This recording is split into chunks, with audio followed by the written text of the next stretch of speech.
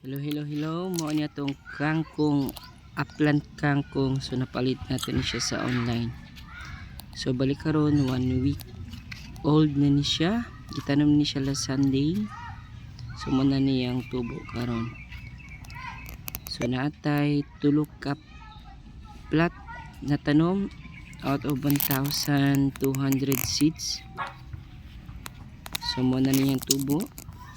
Pila ka weeks or adlaw gikan karon pwede na ni siya magulay.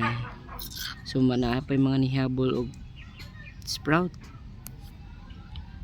So Sunday ni siya gitanom, Miyerkules ni nanggawas ning mga una. So kung makita nato no, straight by straight siya gitanom. So makita nato mo niyang planting distance dikit kaayo.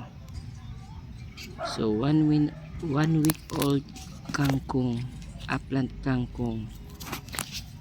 So kung sa English pa, swamp cabbage, Ipomoea aquatica. So hello guys, dali na lang, please subscribe my channel. Bye bye.